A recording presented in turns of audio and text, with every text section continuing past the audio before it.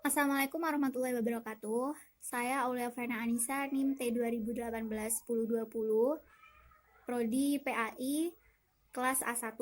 Di sini saya akan memenuhi tugas dari Bapak Muhammad Zaka Ardiansyah, mata kuliah Psikologi Agama, yaitu mereview jurnal. Review yang saya jurnal ini tentang isu kontemporer dan isu heresi dan juga isu penyesatan. Di sini judul jurnal yang saya review adalah Faktor Psikologis dan Sosiologis Kemunculan Aliran Sesat Aliran Qurainiyah di Jawa Barat, yang ditulis oleh Dede Syarif dan Muhammad Fahru Rozi, dan sudah terakreditasi Sinta 2.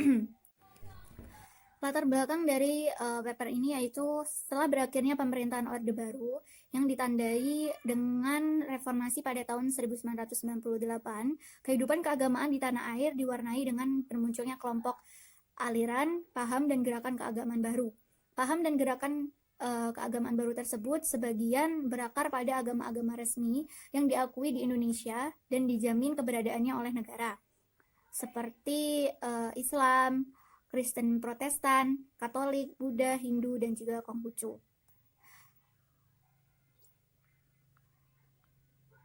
Banyak faktor yang melatar belakangi kemunculan paham dan ajaran baru dalam sebuah masyarakat. Salah satunya karena adanya perbedaan pemahaman dan penafsiran terhadap teks-teks kitab suci yang pada titik tertentu dapat memunculkan ragam ritual, doktrin, dan kelompok agama. Secara umum, perbedaan ini dilatar belakangi oleh dua aspek, yaitu aspek internal dan aspek eksternal. Aspek internal antara lain disebabkan oleh perbedaan penafsiran terhadap pokok-pokok ajaran agama, paradigma pemikiran yang dijadikan sebagai landasan penafsiran, dan juga pengalaman yang dijalankan secara eksklusif. Sedangkan faktor eksternal adalah pengaruh pemikiran dari luar seperti pemikiran liberal dan sekuler. Rumusan masalah atau tujuan penelitian di sini untuk mengetahui masalah-masalah dari aliran sesat Qurainiyah yang berada di Jawa Barat, dan juga untuk mengetahui latar belakang kemunculan aliran dan paham Qurainiyah. Jenis dan pendekatan penelitian di sini menggunakan metode kualitatif. Sumber dan jenis data yaitu ada dua, yaitu data primer dan juga data sekunder. Objek penelitian di sini menggunakan referensi media online, seperti buku dan jurnal. Teknik pengumpulan data di sini diperoleh melalui kajian pustaka. Teknik analisis data menggunakan analisis deskriptif. Teori di sini, kemunculan paham atau aliran keagamaan baru bukan merupakan fenomena baru dan tidak hanya terjadi di Indonesia saja.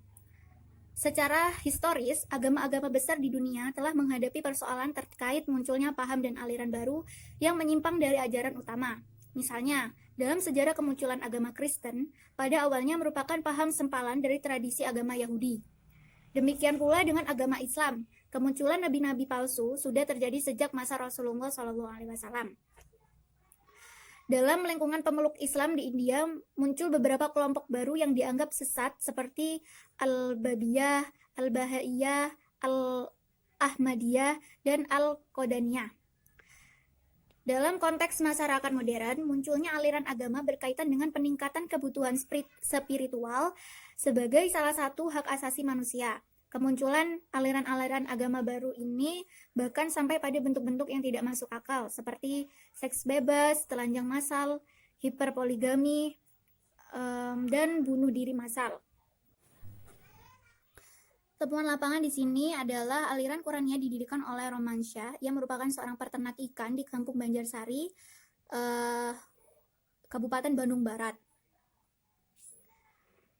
Kemunculan aliran Qurainiyah diawali mimpi Romansyah pada pertengahan 1992, di mana dalam mimpinya itu dia bertemu dengan Jibril dan Nabi Muhammad.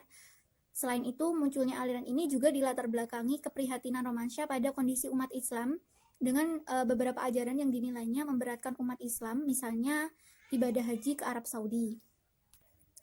Analisis atau pembahasan, di sini penulis mengatakan bahwa popularitas dan penyebaran sebuah aliran tidak selalu melalui cara konvensional. Secara dakwah dan pendekatan keagamaan lain, tetapi dapat juga menggunakan media seperti radio, televisi, dan media. Dalam konteks ini, aliran Qurainia, meskipun terbatas pada satu wilayah, Kecamatan Cipenduy tetap mendapat respon dan reaksi dari masyarakat yang lebih luas.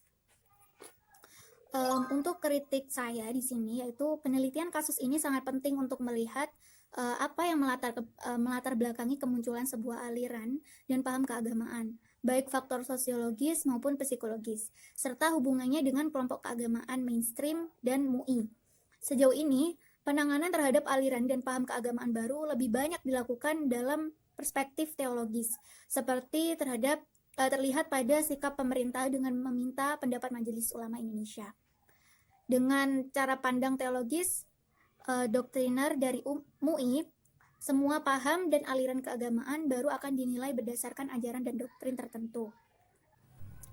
Argumentasi saya di sini yaitu psikologi agama membahas tentang penerapan metode-metode dan data psikologis ke dalam studi tentang keyakinan, pengalaman, dan sikap keagamaan. Sedangkan psikologi agama membahas pada penggunaan metode dan data psikologis. Perbedaan definisi konseptual yang penting untuk membedakan fenomena yang menjadi kajian dalam penelitian ini, faktor-faktor yang melatar belakangi kemunculan paham dan aliran keagamaan. Dalam tinjauan psikologi, salah satu aspek penelitian dalam beragama adalah adanya kepercayaan pada kekuatan gaib dan supranatural yang pada umumnya diterima sebagai suatu keyakinan lebih bersifat emosional ketimbang rasional.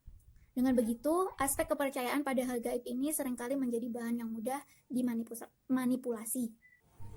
Sekian review jurnal yang saya sampaikan, kurang lebihnya mohon maaf. Wassalamualaikum warahmatullahi wabarakatuh.